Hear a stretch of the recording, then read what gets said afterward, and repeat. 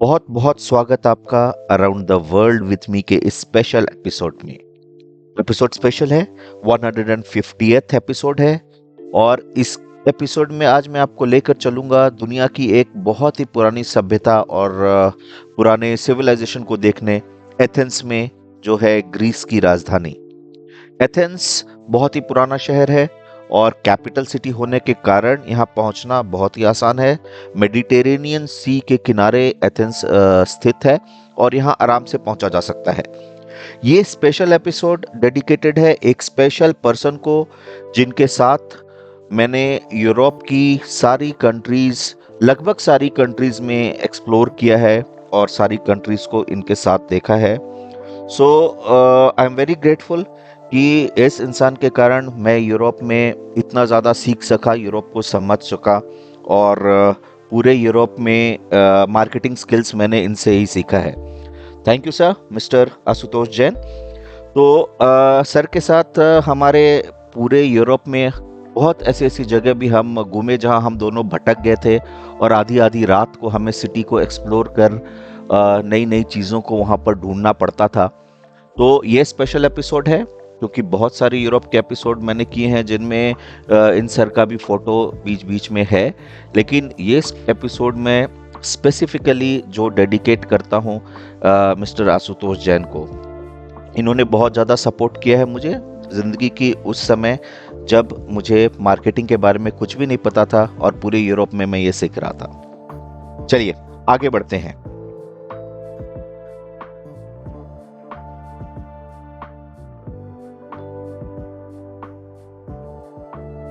इसकी सबसे important structure की बात करते हैं, एक्रोपोलिस। जब भी हम एक्रोपोलिस की बात करते हैं तो एक्रोपोलिस प्रैक्टिकली ये एक पहाड़ जैसा, आप टीला जैसा मान लीजिए, जिसमें बहुत सारे स्ट्रक्चर्स हैं इस टीले के ऊपर। जैसे कि पार्थेयन का एक स्ट्रक्चर है जो सबसे इम्पोर्टेंट है, इसके बारे में अलग से भी मैं बात करूंगा और आपको बताऊंगा। तो ये जो हिल स्ट्रक्चर जिसकी मैं बात कर रहा हूँ, ये संसार के सबसे प्राचीन इतिहासों में से एक है जहाँ ह्यूमन सिविलाइजेशन ही मिला करता था। तो यहाँ पर जो एविडेंस हैं ह्यूमन, इस पहाड़ी पर ह्यूमन सेटलमेंट के, वो लगभग 400 या 500 बीसी के आसपास लगा लेते हैं। 5th सेंचुरी 500 बीसी के आसपास यहाँ पर ये सेटलमेंट था और ये कंस्ट्रक्शंस था।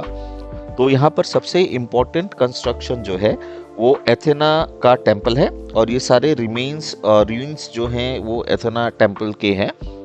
और जब हम बात करें कि ये जो टॉप है जिसके ऊपर पूरा, जिस पहाड़ के ऊपर साइट पर ये एक्रोपोलिस लोकेटेड है, ये लगभग 150 मीटर की हाइट है सी लेवल से और ये सिटी, एथेंस सिटी के बिल्कुल ही बीच में है। और पूरे के पूरे हिस्टोरिक मॉन्यूमेंट को अगर हम यहाँ पर देखें तो ये लगभग 7.5 एकर्स के लैंड में ये पूरा का पूरा स्थित है यहाँ पर। तो यहाँ पर अर्ली ब्रॉन्ज एज के एविडेंसेस भी मिलते हैं और इसका सबसे इम्पोर्टेंट स्ट्रक्चर जो यहाँ पर है, जिसके रूइंस यहाँ पर हैं, वो है टेम्पल ऑफ एथेना पोलियास।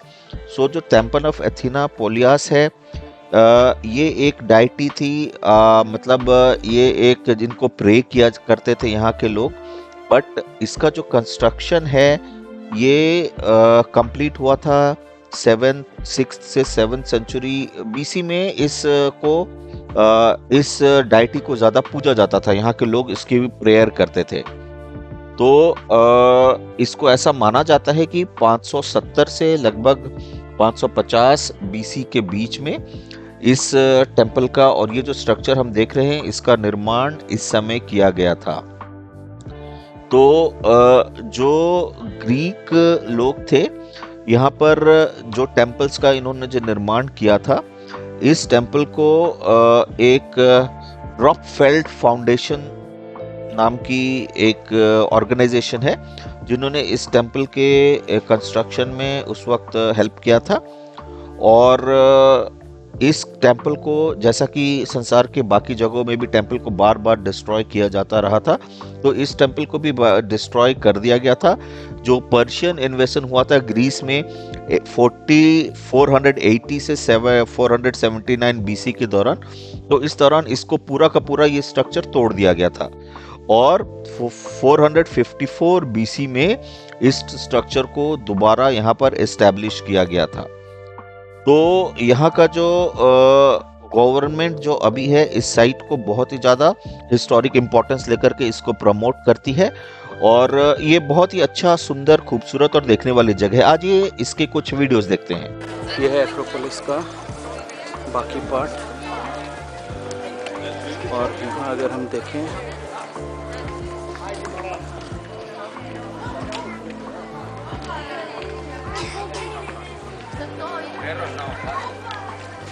अभी तो बंद हो जाएगा, अभी चल रही है। Lo que vosotros decís, que es muy parecido a España esto.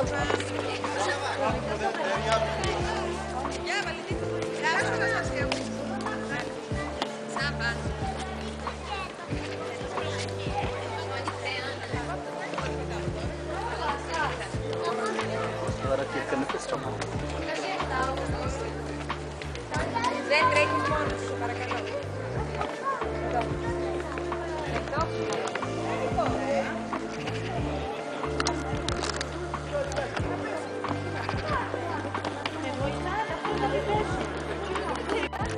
ये एक्रोपोलिस एथेंस का इसको मोस्ट ब्यूटीफुल ये है और ये पूरा एथेंस सिटी पीछे है।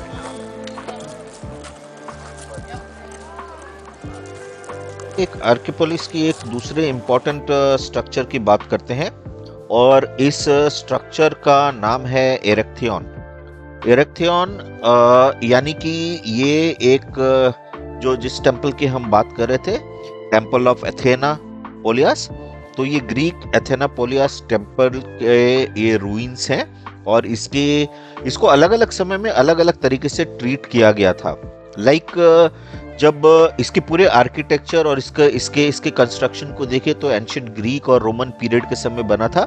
आर्किटेक्चर पूरी तरह से ग्रीक आर्किटेक्चर है और जब बेंजेलाइन पीरियड जब यहाँ पर था तो इसको चर्च में कन्वर्ट कर दिया गया था और बाद में फ्रैंकिश पीरियड के समय में इसको पैलेस जैसा इस्तेमाल करना शुरू कर दिया गया था।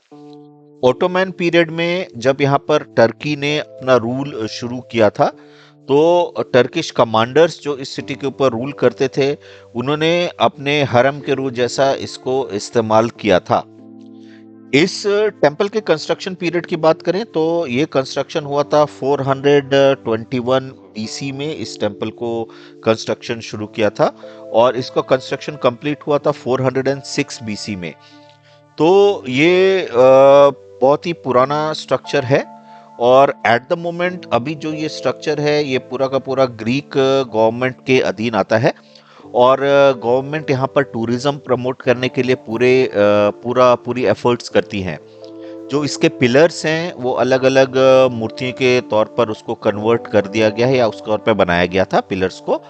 और ये इसके आर्किटेक्चर को अगर ध्यान से देखें तो पता चलता है किसी एक देवी के लिए या किसी एक डायटी को ये समर्पित नहीं था। इसके अंदर बहुत सारे ऐसे स्ट्रक्चर्स हैं, अलग अलग डायटी को ये समर्पित था। तो ये एक इंपॉर्टेंट स्ट्रक्चर है यहाँ पर एक्रोपोलिस में।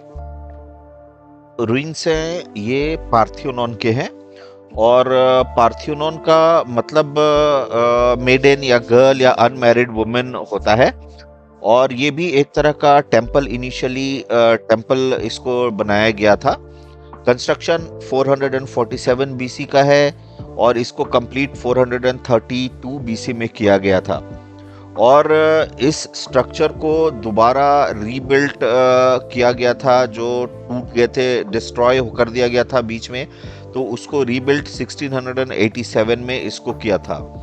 तो इसमें जो पिलर्स है उन पिलर्स में जो टोटल हाइट की अगर बात करें तो ये लगभग जो हाइट है इसमें 13.72 मीटर्स की है, लेकिन जो दूसरे जगह पर इसकी हाइट और भी ज़्यादा चली जाती है। तो ये लगभग 29.8 मीटर्स तक भी इसकी हाइट है। इसके जो पिलर्स है उसकी हाइट इतनी ज़्यादा है यहाँ पर। इसकी फ्लोर एरिया, इस स्ट्रक्चर की फ्लोर एरिया लगभग 34 मीटर स्क्वायर है इसका फ्लोर एरिया। और इसको डिज़ाइन करने का जो आर्किटेक्ट ने जो इसको डिज़ाइन किया था वो इक्टिनॉस नाम के आर्किटेक्ट थे, जिन्होंने इसको डिज़ाइन किया था। ये जो स्ट्रक्चर की पूरी बात करते हैं तो ये एक इनिशियली इसकी यूज़ का एक खजाने की तरह या ट्रेजर की तरह इसका यूज़ किया जाता था। बाद में टेम्पल को ट्रेजर की जगह यूज़ किया जाता था। पहाड़ी स्ट्रक्चर है, इसके नीचे देखें तो पहाड़ी स्ट्रक्चर के नीचे जो ओपन एयर थिएटर दिखता है ये है ओडियन ऑफ हेरोडेस। ओडियन ऑफ हेरोडेस जो है ये स्टोन से बना हुआ है और एक तरह का ये रोमन थिएटर है। इसको बनाया गया था 161 एडी में। हेरोडेस ने इसको बनाया था और ये पूरा का पूरा रोमन स्ट्रक्चर, रोमन आर्किटेक्ट है इसके अंदर। उनकी वाइफ जो हेरोडेस की थी एस्पेनिना एनिना रेगिला, ये रोमन थी और इस रोमन के अपने वाइफ के याद में इन्होंने इसको बनवाया था। तो इसकी कैपेसिटी टोटल 5000 लोगों के बैठने की है और ये आर्किटेक्चर क्लासिकल रोमन आर्किटेक्चर है इसके अंदर। और इसको रिनोवेट किया गया था 1950 में। और इस थिएटर के जो स्पेशली जो स्टेज का एरिया है, उस स्टेज के एरिया में एक छत हुआ करता था और बहुत पहले 267 एडी में इसको डिस्ट्रॉय कर दिया गया था और पूरी की तरह तोड़ दिया गया था। तो आज के समय में इसका सिर्फ एक इम्पोर्टेंस सिर्फ टूरिस्ट पॉइंट के तरह इसका इम्पोर्टेंट है। और जो इसके अंदर 1950 में ऑर्केस्ट्रा या इसके अंदर म्यूजिक के प्रोग्राम्स दोबारा ऑर्गेनाइज किए थे। तो ये भी एक इम्पोर्टेंट स्ट्रक्चर है जिसको देखा जा सकता है। पीछे पूरा का पूरा एथेंस सिटी है, ये रहा।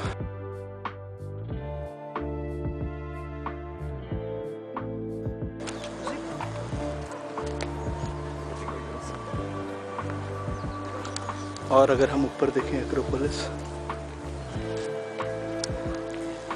ये है, ये हिलेरियस, एक तरह का ओपन एयर थिएटर है। और ये है कौन सी जगह, क्या नाम है सर इसका? प्लाका। ये प्लाका है और ये पूरा एथेंस। और ये इधर एक मॉन्यूमेंट है।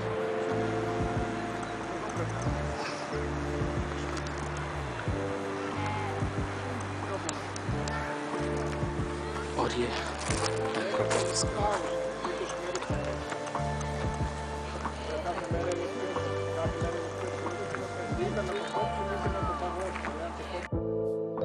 इम्पोर्टेंट चीज़ें हैं उसको यहाँ के यूनिवर्सिटी ऑफ हिस्ट्री का जो म्यूज़ियम है उस म्यूज़ियम में बहुत अच्छी तरीके से इसको संभाल करके रखा हुआ है। तो इसके हिस्ट्री का म्यूज़ियम बहुत ही इम्पोर्टेंट है और हिस्टोरिक म्यूज़ियम में जो चीज़ें यहाँ पर डिस्प्ले पे हैं, या ये पहले पुरानी यूनिवर्सिटी हुआ करती थी जिसको अभी म्यूज़ियम में कन्वर्ट कर दिया गया है। ये 1837 से 1841 तक ये फर्स्ट इंडिपेंडेंट ग्रीस स्टेट की फर्स्ट इंडिपेंडेंट यूनिवर्सिटी थी। और इसके म्यूज़ियम में जब कन्वर्ट किया गया था तो इस म्यूज़ियम का इनॉग्रेशन 1987 में किया गया था।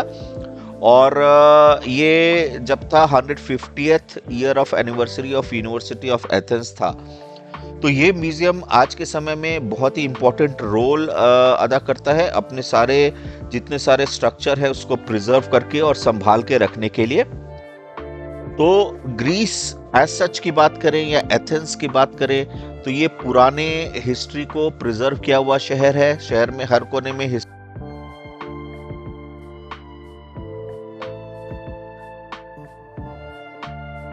जब भी आप सिविलाइजेशन को एक्सप्लोर करने की दुनिया की कोशिश करते हैं तो उसमें वह एक इम्पॉर्टेंट पार्ट रहता है और यहाँ पर विजिट किया जा सकता है।